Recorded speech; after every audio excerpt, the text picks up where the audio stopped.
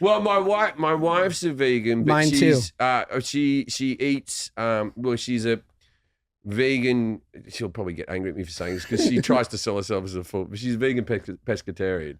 So she really is anti-dairy. She doesn't eat cheese. She doesn't eat milk. Doesn't eat milk because she believes that they take the carbs away from the mother and all that. And since she has told me about it, I do get it. I do. And also, I, as much as possible, try to buy grass-fed beef, free-range chicken, all that type of stuff when I can. Because obviously I'm still having fucking in and out.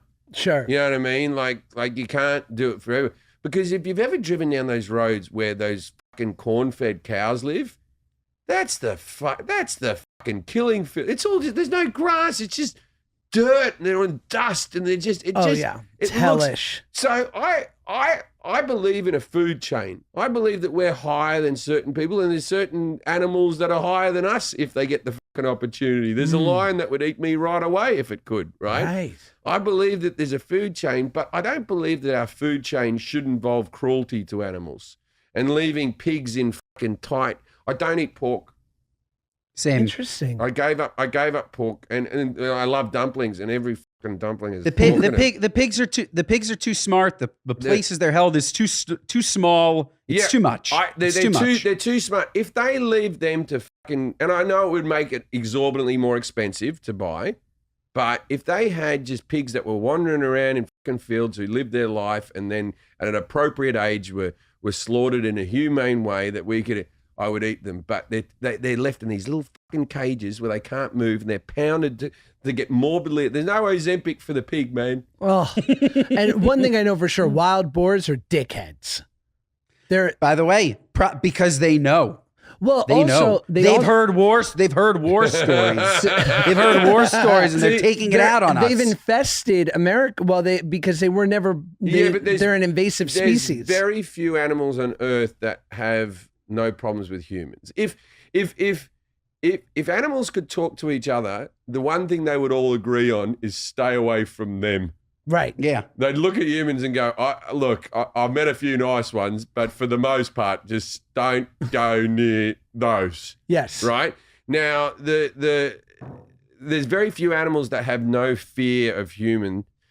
The best one is, and this animal's a belter, right? I would have I'd have 10 of these in my house and clear up off them all day, no problem. The quokka is the best animal on earth, I've decided. What is that? Ben, you know quokka? I don't know what that is. Okay, no, I don't know what that is. It's spelled Quakka. And they come from an island just off the coast of Perth, Australia, called Rottnest Island, which the Dutch called Ratnest Island because they thought they were large rats. They're a marsupial in a kangaroo style, but they have like a rat's tail. They're the size of a soccer ball. They have no fear of human beings, and you can take quokka selfies. Google quokka selfie. You'll see Roger Federer. You'll see... And they just sit next to you. They're cute. They smile. Marshall, you like these quokkas? Yeah. Oh, wow. Oh, yeah. Oh, they're cute. Yeah, they're the best. They're the best. God. And you go, how is there not a quokka Pixar movie? I don't know. I don't know. Nuts. Pitch it. Pitch it. We're done. Now, the quokka, you go off to Rottnest Island. It's a 40-minute ferry ride from Perth. It's the only place where and they're not endangered. There's fucking tons of them on there. You go, people always go, I always take Americans and British people, I go, I'll take you to see the quokkas, right, whenever I'm over there. And they're always like this, are we going to see him? And I'm like, you'll see him. Right? They have to put quokka gates on like the supermarket there. It's just a little island, like the convenience store, which are just knee-high little plastic flappy doors, because otherwise it would just be filled with quokkas just walking around. The quokkas will, while you're eating, will come up and pat you on the leg. No. Yeah, they have no fear of humans. And everybody loves, and they live off, you're not meant to feed them because they live off some root or something that's on that island. But that's the animal. That's the animal. And you can lay down next to them and take selfies all day, and they'll look at the camera and they'll look at themselves in the camera. And wonderful animal. That's me number one animal. Do you have dogs? Are you a dog guy or no? I grew up with dogs, but I don't have, because I travel so much as a comedian, I have cats because it's a more manageable thing as a road comedian to have a pet. And my wife's a cat person. I like cats as well. I like cats. I'm an animal lover. I like animals, but I grew up with dogs. But dogs, man, my father's 82, right? And he bought a dog. He didn't buy a dog. He got a dog from the shelter who was a bit older, who he thought may live, because he doesn't want there to be a dog alive when he dies. Right? Because you know, so somebody has to take it. Yeah, someone else has to take it, and what will happen to the dog, and he wants to make sure that the dog's going to be taken, you know. And so he got a dog who was already like 10 years old, thinking that maybe he only had 10 years left in himself. You know what I mean?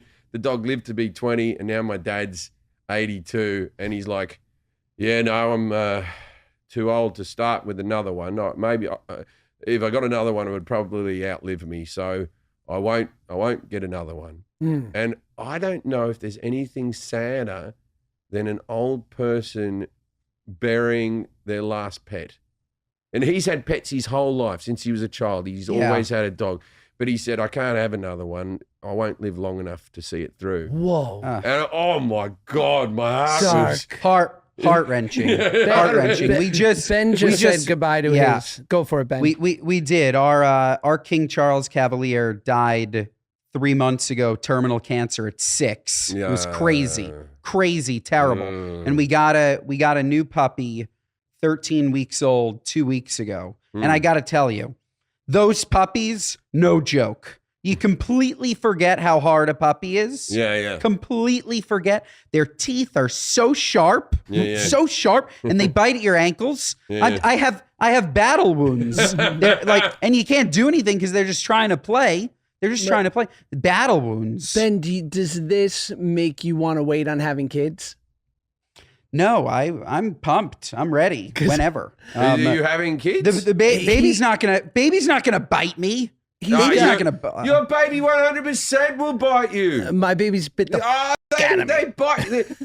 What will happen worse is when the kid's about 3 and it starts preschool, your kid might get bitten, like violently bitten by another child, or even worse than that, your kid might be the fucking biter. My son just got the shit bitten out of him. Right? Yeah. Did he? Well, my son also famously, and he talked about it, so I'll talk about it here. He got bit by a famous guy's kid. That's right. John Stamos' son straight up walked up to my kid when he was like a year old. God bless him. He's got the greatest son in the world. Billy, love him. And just kids being kids.